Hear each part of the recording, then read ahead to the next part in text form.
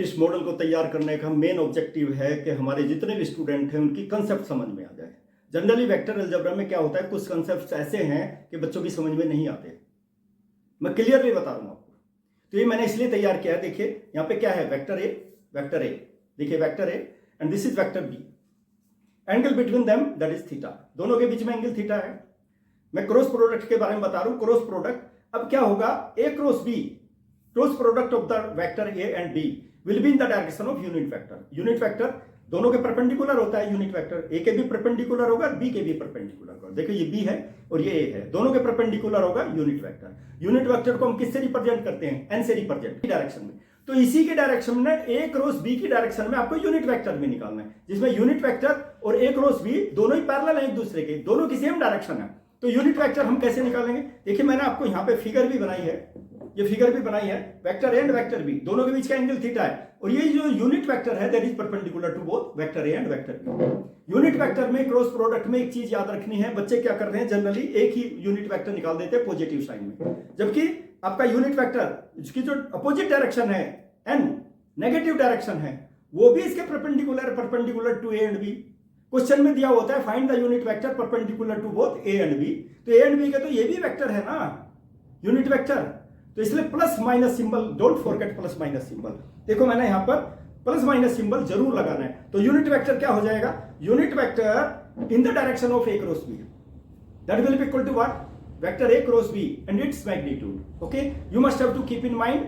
और उसके बाद इससे हम चाहें तो आप स्केलर प्रोडक्ट भी निकाल सकते हैं, scalar product, scalar triple product भी निकाल सकते हैं। देखो ए क्रॉस बी हो गया perpendicular to both A and B. अब ए के यदि परपेंडिकुलर है ये, तो क्या होना चाहिए, डॉट प्रोडक्ट जीरो होना चाहिए। तो क्या हो जाएगा, A dot B cross A cross B that is the scalar triple product, although its value will be zero. Similarly देखो ए क्रॉस बी, बी के भी परपेंडिकुलर है, तो क्या होगा, B dot A cross B. यहां पे मैंने लिखा है। यानी कि मेरा मानना यह है कि बच्चे जब dot product cross product study कर रहे हैं तो उनको क्या पढ़ना चाहिए, थोड़ा सा उससे ज्यादा भी पढ़ना चाहिए, क्योंकि आपको कॉम्पिटिटिव एग्जामिनेशन भी फेस करना है, जेई का एग्जामिनेशन भी देना है आपको और आईआईटी का एग्जामिनेशन भी देना है। और उसको देने के लिए क्या है, थोड़ी सी नॉलेज ज्यादा भी होनी चाहिए आपको। केवल जितना सिलेबस है उतना सिलेबस दिया है कि हमको एग्जामिनेशन पास हो जाएंगे, नो, इतने से काम नहीं चलेगा। और आप स्टडी अपनी एकदम युद्ध स्तर पे अभी से स्टार्ट कीजिए।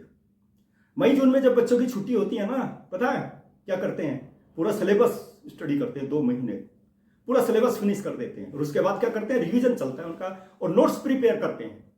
जैसे मैंने वेक्टर अलजेब्रा की दुनिया भर की वीडियो मैंने डाली है, हर क्वेश्चन किस किस तरह के क्वेश्चन एग्जामिनेशन में आते हैं, किस किस तरह के क्वेश्चन कॉम्पिटिटिव एग्जामिनेशन में आते हैं, हर तरह का क्वेश्चन मैंने यहाँ पे डिस्कस करने की कोशिश की है अपनी वीडियोज में।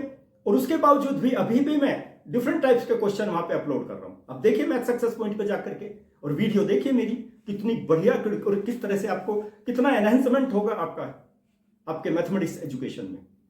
और नोट्स तैयार कीजिए, नोट्स तैयार करके यदि आप तैयारी करेंगे तो मैं समझता हूं आपको कहीं किसी भी तरह की कोचिंग में जाने की आवश्यकता नहीं पड़ेगी। अब डायरेक्टली, जो मैंने देखा हमारे बच्चे डायरेक्टली आईआईटी और उसमें क्वालिफाई कर जाते थे, जेई एग्जामिनेशन में,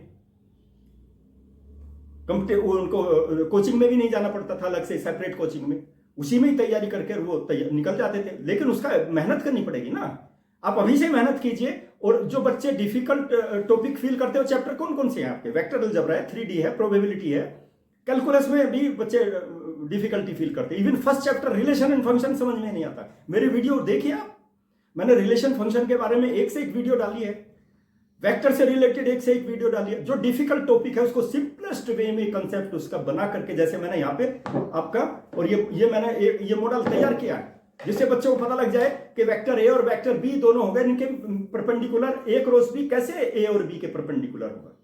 अब यही देखिए यहाँ पर, ये एंगल यदि थीटा 90 डिग्री हो जाए तो क्या हो जाएगा, what will happen, dot product will be zero, dot product zero हो जाएगा। तो इससे डॉट प्रोडक्ट भी निकाल सकते हैं। बाकी स्केलर प्रोडक्ट के बारे में मैंने बता दिया। तो ये मैं आपको सजेस्ट करता हूं माय डियर स्टूडेंट कि आप जो है नोट्स तैयार कीजिए और नोट्स बनाने के लिए पर्टिकुलर क्वेश्चन बैंक तैयार कर लीजिए। कोई नहीं रोक पाएगा आपको जेई और आईआईटी के एग्जामिनेशन में क्वालिफाई करने से, और you will be selected. Okay, thank you to all of you.